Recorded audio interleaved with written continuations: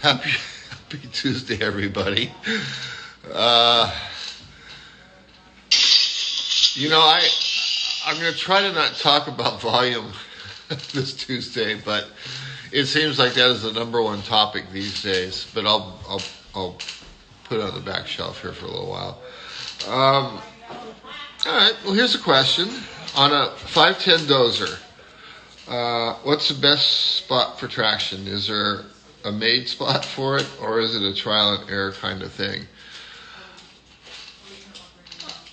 I am pretty sure it for most boards it goes on the tail, like not maybe all the way off the back edge of the tail, but up a few inches, like a couple of inches above the plug. Um, we we used to.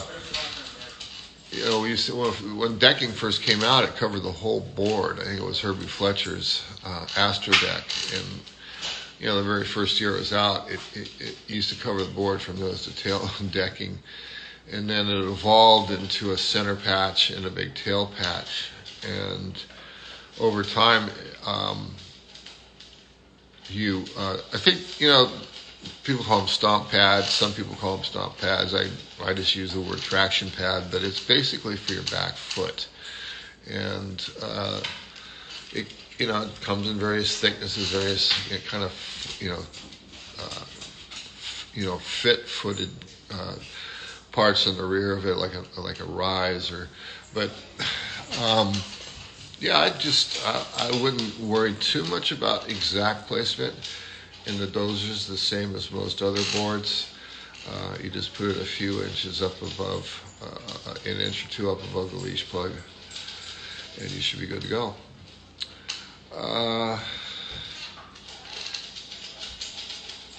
This is a good question. Is the Dort good for a beginner intermediate surfer? And I've told the story many times. The Dort was originally a fish, like designed to be ridden under 6 foot, pretty much, and it was an accident. I told that story, but it turned out that it became a very popular board, and it was even a very advanced surfers liked it because they could ride it small. And it had a lot of glide. It was very loose, and but if you're a beginner intermediate surfer, you can get a Dort shape. I mean, I think I've shaped like an 8-foot Dort for somebody.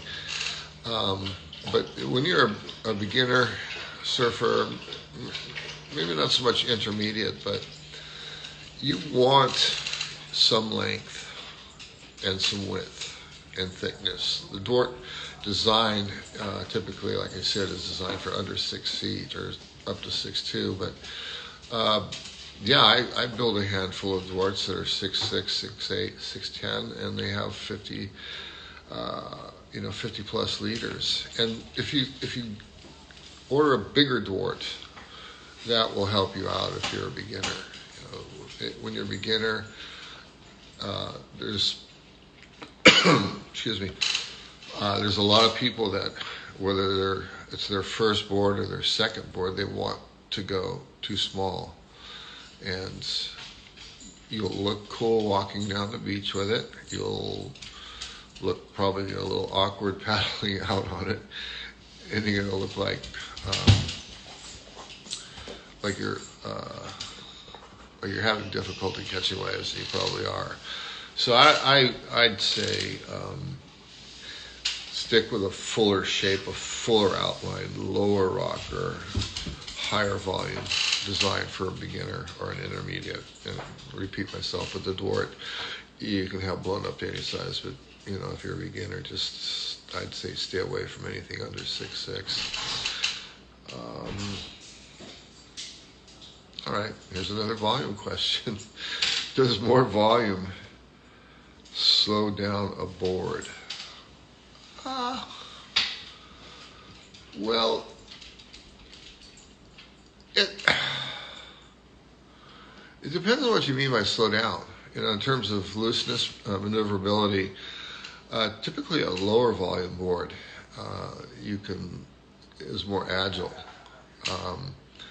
but there becomes a point the surfer's ability, where once again, if they're beginner, intermediate, low volume boards start to complicate things for you, and they make it more difficult.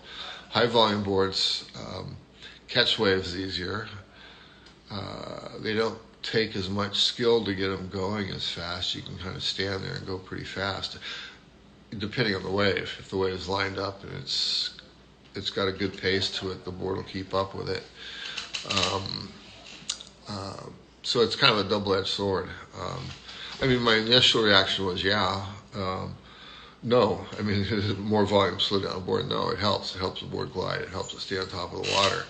But if you're a better surfer, you'll have a more difficult time burying the rail and changing your line and turning. And you see the best surfers in the world riding pretty low volume boards, about a third of their body weight. You convert the liters to, you convert the kilograms into liters. So it depends on your ability level, really, what size your board riding and how fast it's going to go. I want to step up from this 6.0, 19, 2.44. How much bigger should I go for overhead, double overhead types of waves? I'm intermediate like everyone else. Tears. 39 years young. If I'd say, I used to tell people when you go on like an Indo trip or something, or Fiji, get your step-up board like 2 inches longer, 2 to 3 inches longer, and we used to have what we called step-up boards, and that way you'll be able to have a little bit narrower lines, narrower tail, and you can throw more rocker into the board and it'll handle more juice. But if it's your only other board, I would say go 4 to 6 inches longer. A couple of liters more volume. I'm going to do a little sideways sketch on this. The widest boards are, in the short board zone, are the little fishy things and boards, alternative boards like that. But for a performance shortboard, that is a narrower board than the fishy types. And as you go up in length, it should start to get a little bit narrower, not much, like 1/8 of an inch, 1/4 of an inch, 3/8 of an inch max, maybe, as you stretch the lines out. But once you get up into around the 7.6 zone, 7.8 zone, the board needs to start getting wider again to maintain template curve. Otherwise, if you have a 9-foot board that's 18 and 5/8, the lines will be so parallel that when you drop down a wave and you go to do a bottom turn, it's just going to want to run.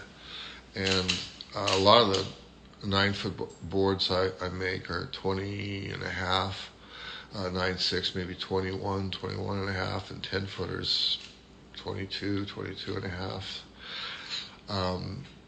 And so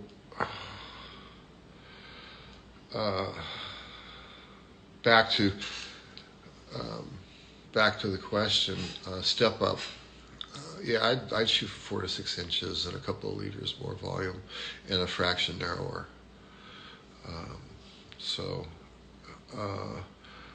Next question is someone just... Any big difference between the Hatcher and the Heckler?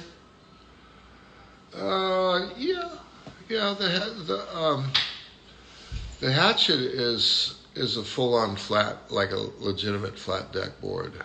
The Heckler has a flatter deck than normal, but it's still got a little bit of light crown to the deck, and it feeds into a fuller rail. But the Hatchet is part of the family of flat deck boards that we're offering, and the deck, especially in the middle 2/3 of the board, the deck is very flat. And I might put a light crown up in the nose area and a light crown back under the back foot, just very, very subtle. And the rails are very low, they're low apex, and they feel full at the top, but there's enough missing in the just above the apex, a little straighter zone than regular rails. And it's the hatchet, the shiv, the blade, the 84, all have that kind of similarity. So I'm 17 and 5'10". Well, I'm 17, 5'10", worked good for me when I was 15. Okay, that's cool. He was responding to somebody else. Oh, what is your recommendation on a shortboard for a 15-year-old? Yeah. Well, that's when you're younger, you're definitely more flexible and agile than you are as you get older. But it depends on your size. I've built boards for 15-year-olds that weigh 100 pounds and 15-year-olds that weigh close to 200 pounds, and that's kind of where the volume comes into play.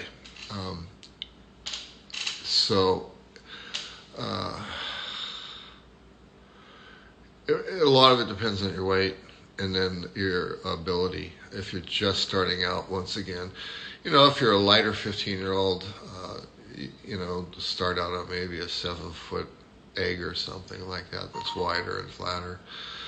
If you're heavier, then you should probably start out on 7/6 or an 8-foot board. But as you progress maybe into the intermediate stages, you'll probably want to try and ride the shortest board possible. And I get guys that are your age, they're tall, 6'2", but they weigh 130 pounds, 40 pounds, and they want to ride a 5'8" like their buddies. And it's just the height has something to do with the equation too. I generally try not to make boards, your progressive short boards, too much shorter than, 2, maybe 3 inches shorter than you are tall. So if you want to email me back your height and weight, I can give you a better recommendation.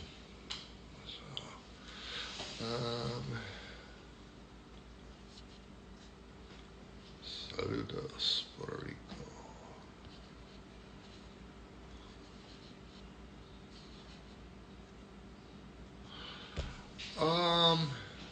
Are you guys going to ship to Canada sometime?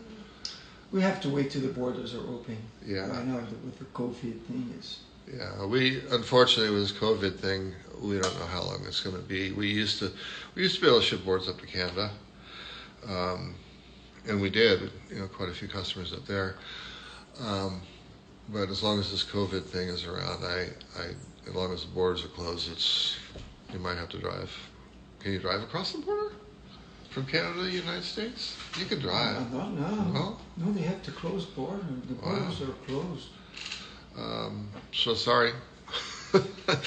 It's COVID thing. I don't know. I think there's going to be I think there's a second wave definitely happening right now.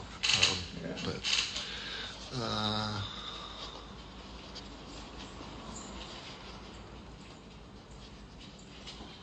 what's the best board for a beginner in price? Well, it's like, I remember when I started playing golf, and I could kind of afford any golf clubs I wanted, but there's something about me, I didn't go out and buy the most expensive clubs right away. I kind of said, well, maybe if I don't like it, then I haven't spent too much money. But sure, there's $100 surfboards at Costco, and when you're when you're just starting out, they're probably just as good as a hardboard made by a top shaper. To learn to catch waves, to stand up and angle. It used to be we had a lot of that business, but now it's all coming from Asia. So if you want to support the Asian board building companies, anything under about $400 is made in Asia. So, this guy says I'm 40 uh-huh. and 5'10" and 305 pounds. What kind of board would you make for me? Not a longboard. 305 pounds. Well, 5'10", 40 years old. 4 years old. I mean, I've made sailboards for people that are 6'10" and 24 inches, 25 inches wide that are 3 3/4 thick. And that, you could probably surf on that. But if I was going to specifically design something for you, I'd recommend like a Zeppelin or Moby. the Moby Fish is a great board. A lot of good history with that board. And you at 300 pounds, you're going to need some leaders. And, I think to keep the proportions of the board semi-right, you might have to go 8 foot minimum, 23 inches minimum, and 3.5 inches minimum. And in actuality, probably a little bit more length, a little bit more width, a little bit more thickness. You can email us service@rustysurfboards.com and make sure your specs are on there, your age, your weight, your height, and your phone number, and I'll be happy to put together a board for you. I'm a pretty big guy.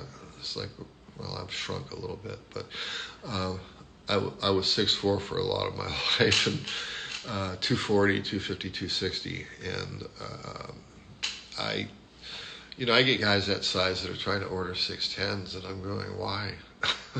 Why? Don't you want to catch waves? Isn't surfing about catching waves and having fun? You're not going to bust airs. Probably not. So. This guy says, I'm riding a 6'6" dwarf. I'd like to get a short board with less length, but still offer still the volume that dwarf offers. What do you suggest? Well, the 6'6" Dwart, in terms of the shape of the Dwart, it's a very high volume shape. It's wide nose, wide tail, and it's thick. It's got a flat tur deck, fuller rails, and there's not many other. The Dwart is initially from a fish, but other than a fish. I could make you one of our flatter deck boards, probably the Hatchet, a little bit wider. Maybe go 6'4", 6'3", and go 22 wide and 3 and change. Once again, when people order boards, it's so important that you give the shaper a little bit of information. The most important information is how much you weigh. Probably the second most important information is be realistic about your ability. And then height and weight come in. But those 4 things, especially the weight, I get so many orders with people that just don't give me any information except the board they want. And a lot of times when I get in touch with them, I find out that they're a beginner and they want a 5'10", and so yeah, your ability and your weight are super key. And if and if you have any questions, you can email me at service@rustysurfboards.com, or questions for next week's talk. What else you got? I'm 6'3", 230 pounds. What size shortboard would be good for medium-sized surf? The guy's 6'3", 230. Yeah, I can relate. I was almost 6'4". I'm probably less than 6'3" these days. But my son, 6'4", 220 pounds, and his go-to shortboard was typically the same length or a couple inches longer than he was tall. But his step-up boards were like 6'8", 6'10". I think, once again, you didn't mention your ability. What's his age? He didn't put the age. He's Yeah. 6'3", 230. Yeah, I mean, if you're 20 years old, Yeah. you could ride less of a board. If you're 40 years old, I would say you need to start going longer. But with the information you've given me, I would say 6'8", 6'10", and make sure you don't go too narrow. 20 and maybe 20 3/4 meet at the minimum, and that's a step up. So there are performance shortboards that they can stretch their limits out to maybe double overhead. But if you haven't ever ridden a step-up board in bigger surf, you'll be psyched. I mean, it gives you so much more confidence on catching waves, on how much more control you have dropping in. Your first turn you can do with complete confidence. And I think everybody's first board should be a little bit bigger, fuller board. I think everybody's next board should maybe be a little bit shorter, not like the performance shortboards that the pros are riding, but shorter. Your third board, I think, should be or second board even, a step up, yeah, especially if you like riding bigger waves. And I remember the first couple of years I surfed, I just had one board and rode it every day. But it was I'd been surfing probably about 2 years before I started making myself step ups, or for years. I say I shipped my first surfboard like in the fall of '69, but for several years after that, I got board shaped from a lot of great shapers, and it wasn't a deal breaker, but I liked to watch them, and most of them were very accommodating, and the list is pretty long. But I think the first gun I got was a Mike Hinson, and that was about 19. It was probably very few of you will remember, but he made several hundred guns that were all golden yellow with a big blue tapering spear down the deck. And I was lucky enough I got an 8.2. It was, the first winter I went to Hawaii, and I tripped in a board. I felt like a Cadillac, and it helped me get my confidence in bigger waves. I got a good one. Why E-poly? Why E-poly? Why E-poly? Because polyester resin is going to be outlawed one of these days pretty soon.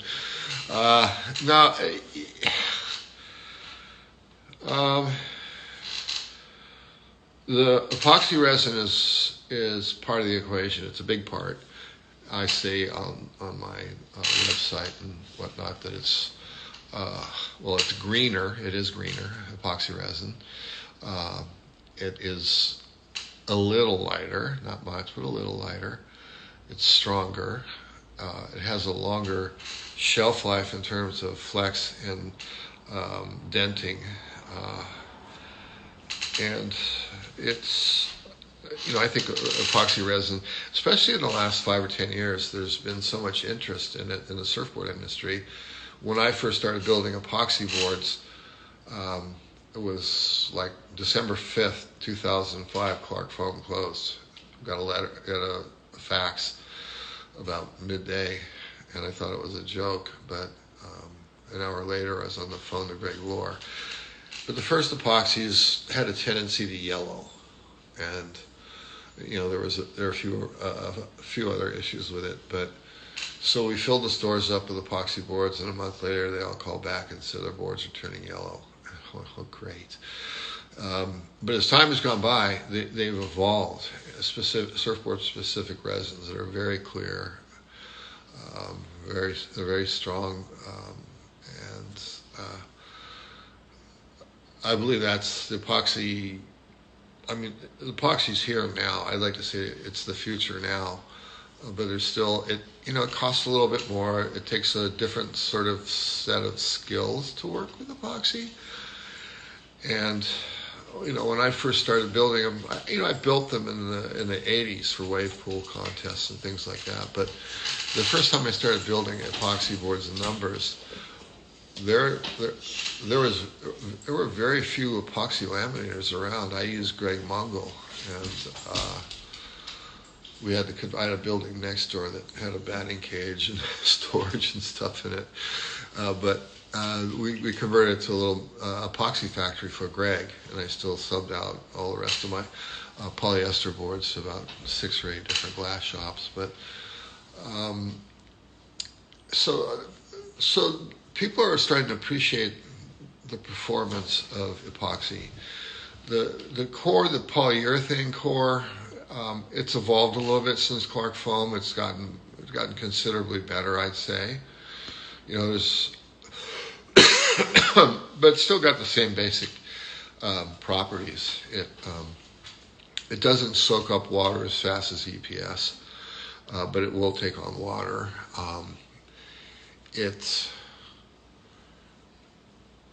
But for most, you know, if you're going to get an epoxy board, that's the best place to start, is an E-poly.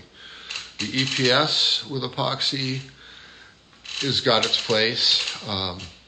It's with the EPS core. It's a lot less dense than the polyurethane. I mean, the blanks weigh. Polyurethane blank weighs what, 4.5, 5 pounds, maybe. Maybe 5.5. The longer they get, the bigger they get, the heavier they get. But EPS is probably, the blanks are probably, 40% lighter, but they soak up a little bit more resin. So back to the EPS epoxy, they're good for small waves because they're very sensitive. It's like you don't really have anything in between the top layer and the bottom layer. So the energy that's transmitted is much more sensitive, I guess. And the boards are good when it's small and it's clean, but when it starts to get bumpy and stuff, a lot of people say the ride is like, the board's too agitated or too sensitive. And I've made guns. You know, the EPS comes. You know, most people use 1.8. Garrett McNamara guns. Yeah. EPS. Yeah, I've made Garrett McNamara a lot of guns over the last 15 years, and most of the time he went to EPS, and I made myself EPS guns because I would order 3-pound EPS foam, which is solid, and I made Jamie Sterling some EPS guns, and a few other guys, but for the most part, EPS epoxy is looked at as more of a small wave construction, and then there's the torsion spring, which is the extruded styrofoam. It's different from expanded styrofoam. The expanded styrofoam starts out as little tiny beads, and then they're put into a mold, whether it's a big block or the shape of a surfboard, and it's heated up, and then it expands, and then it seals, under pressure. And so the extruded form is more of a kind of a vertical column. It's got doesn't have the beads. It's got like a vertical column structure to it, and it's waterproof. It's been around the building industry for, 40, 50 years, and it's always been blue. And but that is a great construction. It's got, you've got the properties of epoxy, but you have the properties of a waterproof blank, but it's got great flex, it's got great memory, and it's a little bit sturdier than the EPS. And, I've been slowly trying to work my way towards all epoxy glassing, whether it's on PU or it has to be on EPS, it has to be on torsion springs. But I think over the next year or two, I'll be moving closer and closer to exclusively using epoxy resin. What else you got? Opinion about the SD model. The SD model is a model that I designed for a stab in the dark several years ago for Shane. Dane Reynolds. Excuse me, Dane. I think he surfed it in South Africa, and he liked the board. If he doesn't have anything bad to say about a board, I think he likes it. But he scratched his head and he said, "Oh, the tail template's kind of weird." But the footage of him surfing that board in the stab video, it's solid. It's very good, very good surfing. And this SD has got a bordering on not a very deep, but a deep concave, starting semi-deep in the center and getting deeper between the feet. And it's been probably one of the most popular shortboard designs that we have, performance shortboard designs. Which leads me to something I've done in the past, and I did this for somebody last night. He was interested, he'd been riding an SD, but he's getting a little bit older and he needed a little bit more glide and carry. And so I programmed him an SD, and I gave him a nose that was a half-inch wider, and my statement with that was it's going to give you a little bit more planing area up front. You'll get in the waves a little bit easier, and you'll get through sections a little bit easier. And a half-inch width, not necessarily in the center, but half-inch of width period doesn't add that much volume, but it really affects the way the board rides. And going a half-inch wider, half a liter at the most, 4/10 of a liter. Yeah. Half an inch longer? Come on. I get guys that insist on 5/10 and a half. And the difference in volume is 2/10 of a liter. Trust me, I've worked that out. 3/10 maybe at the most, but it's insignificant. In terms of the ride, if I gave you two boards and I didn't tell you how long they were, and you weren't allowed to measure them, and you weren't allowed to compare them, standing them up next to each other, you might be able to tell that one board is a half-inch longer, but I kind of doubt it. Another question? Do you believe starting with a fish surfboard would be better overall than a longer board? No. Yeah. No. Fish is a specialized board, and it takes a certain amount of skill to ride them. Yeah.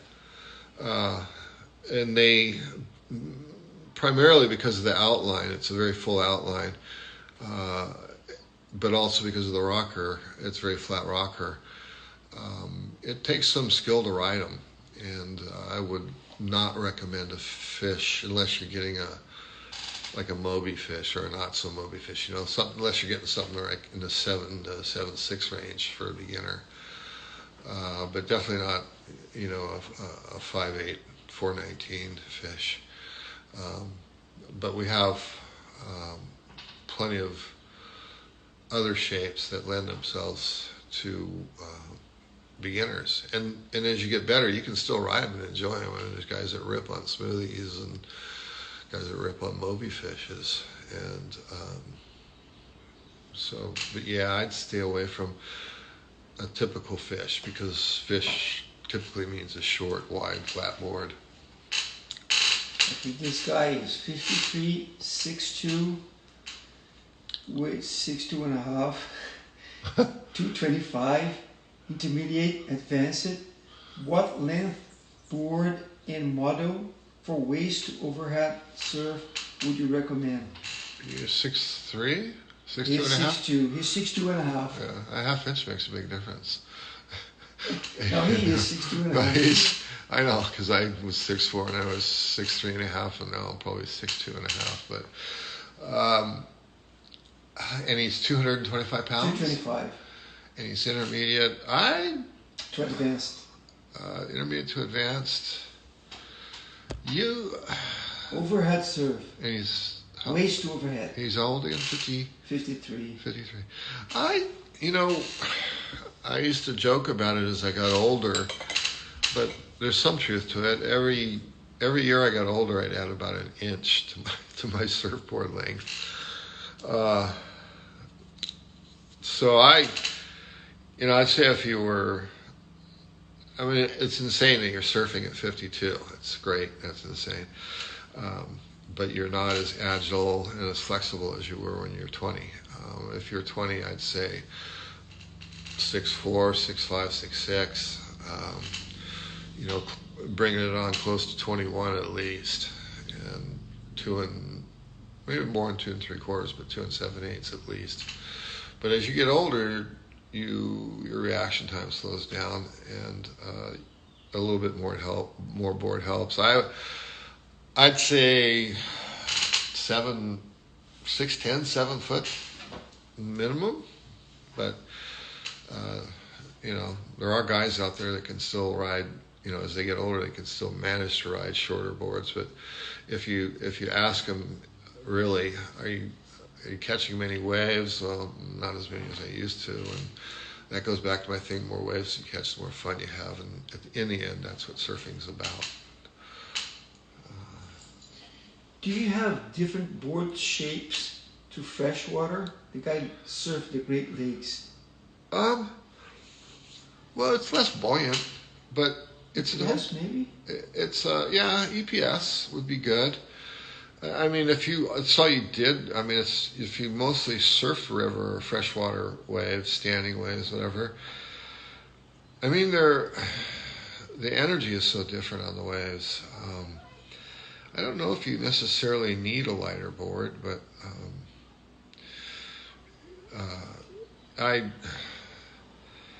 Yeah, he asked about different board shapes. Board shapes. Well, I don't. I imagine anything shorter and a little bit wider out of all the designs that we have would probably do the trick. And Pedro mentioned EPS. That EPS epoxy is the lightest construction, and that might come in handy too for river or standing waves. Have you made any tweezers lately? Yeah.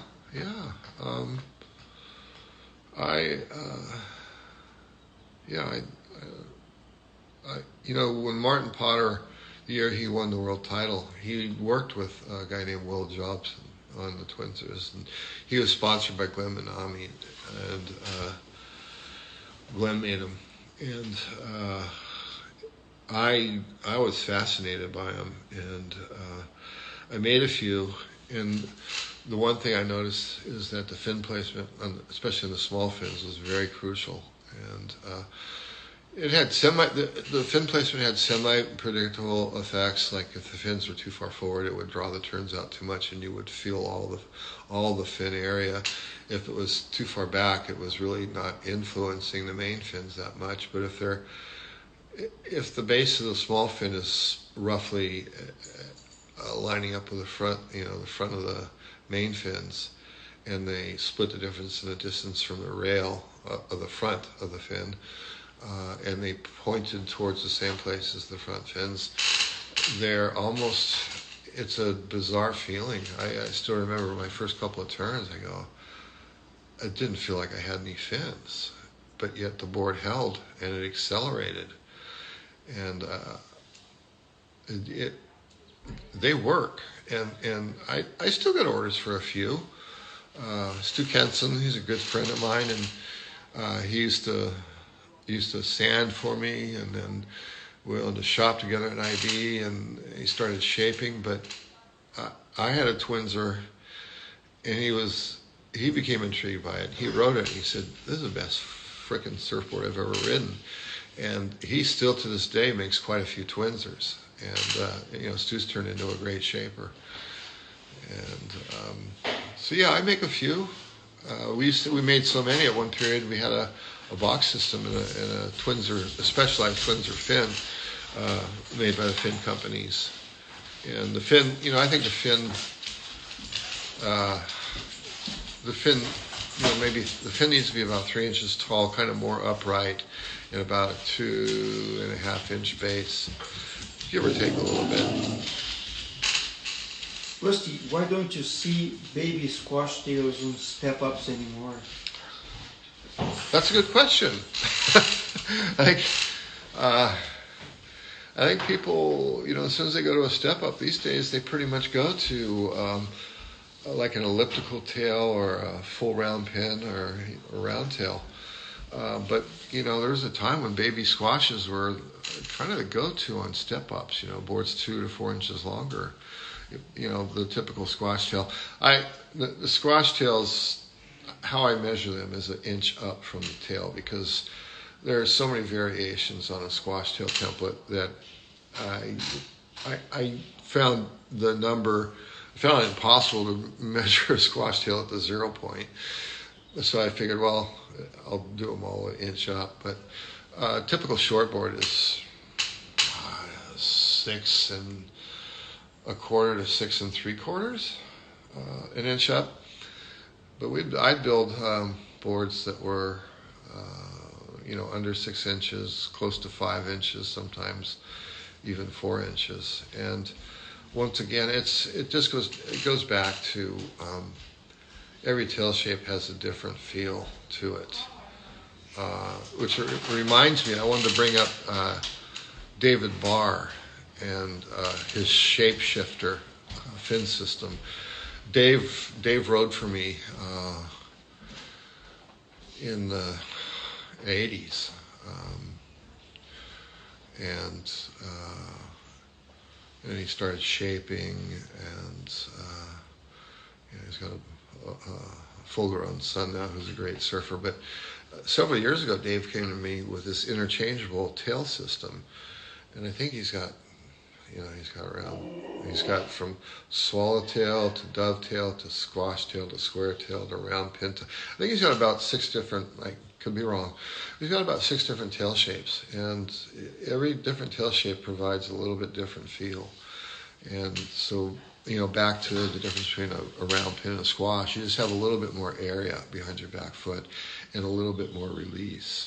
And I posted on Instagram a few days ago, I think. A squash tail blackbird. I haven't made very many of those, but there's no reason you can't put an arrow squash tail on a blackbird. This is a dog barking. No, if Kelly Slater called you up today and asked you to make him a daily driver, I'd tell him to take a walk. What mother of yours would you go with? Well, he indirectly, he didn't. I know Kelly. I'm not close to him, but I know him. But Derek Hind was fairly close to him at one point. And gosh, this is like 20 plus years ago. Derek Hind ordered an 84, but he ordered it for Kelly's. I guess he and Kelly are fairly similar in size, but his intentions were to give it to Kelly to ride, or Kelly asked him to order it or something. But Rick Hammond, who's been my head shaper for decades, before he shaped for me, he used to shape Kelly's boards. It's been 30 years, I guess, but he used to shape Kelly's boards. Yeah, but you're missing the question. What model would you make him out of your line, our line? Man, I'd make him a blade. Blade? I'd make Kelly. If Kelly came to me and he said, build me board. any board you want that you think I would like. Yeah. I'd say a blade, you know, a 5.8 or a 5.9 blade. Channels? No, not channels. Well, the channels add bite and they give you a little bit more direction and a little bit more drive out of turns. The concave bottom is much. The blade channel bottom has got very shallow features in terms of concave and V, but it's enhanced by the channels. Whereas the blade concave, it's got a concave that deepest point once again is just behind center, and it's about 0.2 to 0.2223 inches deep. That's okay. Ellie is asking for light. Oh, okay. No? All right. She said it was too dark. All right.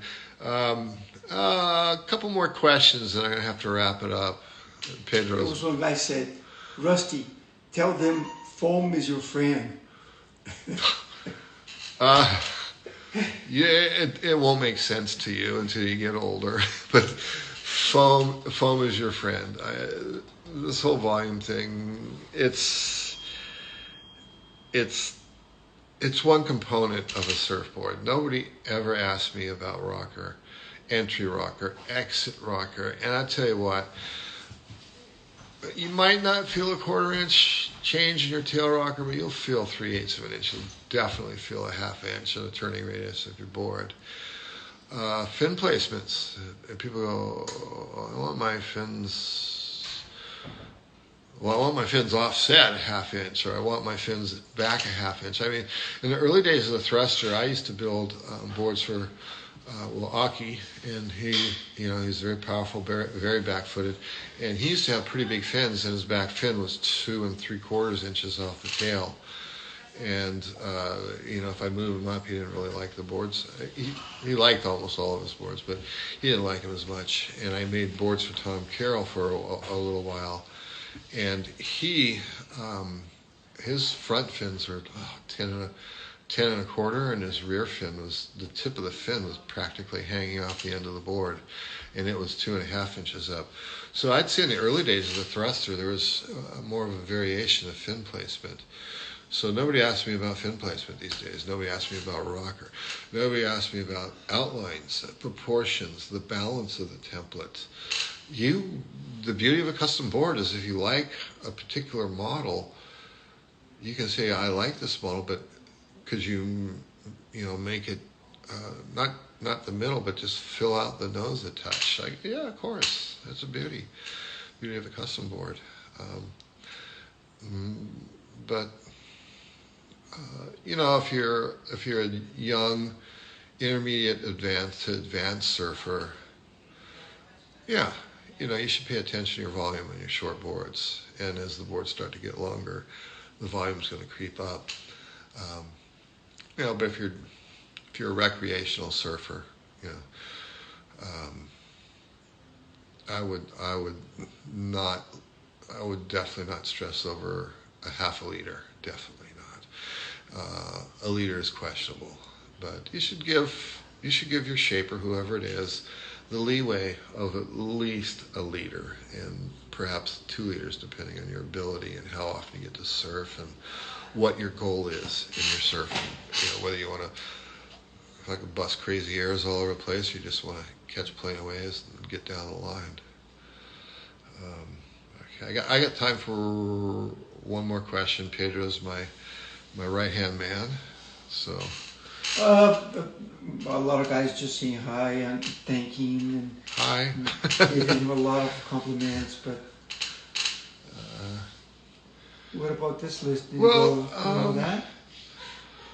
Which model is recommended for waves above 2 meters? Well, for a long time, our standard step-up board is called the Traveler. Like I said, if you're going to travel and you're going to be getting double overhead waves. I got one good here. Sorry to interrupt, but I think it's really good. Flat deck. Explain, please. Okay. I'll explain that. I'll give a brief. Yeah. So it used to be called a Traveler, but the boards over the years has become kind of obsolete because it's got so much nose rocker and it's so narrow up front that we started experimenting with a Slayer, which was a step down board for slabby type waves about, I don't know, 12, 15 years ago. And it was a big success, but then people started to realize that it had limitations. It was kind of a pull-in and grin board. And then I designed the Slayer 2, which is a little bit more balanced template. And then I designed the Blackbird, which is kind of our go-to step up all the way up the ladder. And the last question is? Flat deck. Please explain. That's a good one. Flat deck. Flat decks. I remember the first really flat deck board I saw was when I was working at G&S, and it was about summer of 71 or 2, and it came from Australia. It was a 7.3. It had a completely flat deck with boxy angular rails, and I was tripping on it. I can't remember who the shaper was. But then, Brewer, as the boards evolved from long boards to short, like primarily in '68, a lot of the boards were crown decks, but Brewer started developing flat deck boards, and I'm sure there's a ton of other shapers that did. But when you're the guy, you're the guru, you get all the credit. But Hinson had fairly flat decks. And so I shaped fairly flat decks, and up, kind of not many people, as it got closer, later in the 70s, the decks were pretty much all crowned, and people kind of moved away from the flatter decks. I say flatter because they weren't completely flat. And I started getting more and more attention from better surfers in the early 80s. And I had a lot of great world-class surfers riding my boards before hockey. And they all kept wanting to go thinner and thinner. And I balked. I shaped them, the boards, thinner, but I started making the rails a little bit fuller. And especially in the tail, the last 18 inches, I made the... I think if I get credit for anything, it's the last 18 inches of the board. I made them thin. I made them very flat, and I made the rails semi, boxy but angular, but pretty steep up and down. And so the beauty of the flat deck board is, in order to maintain similar volume, I have to go about 0.2 to 0.25 inches thinner than a regular convex deck. And basic physics says that the distance between the two surfaces, as it decreases, you're going to get more flex. The board will flex easier. Imagine you have a 4-inch thick board, it's not going to flex at all. If you have a 2-inch thick board, it's going to be bending all over the place.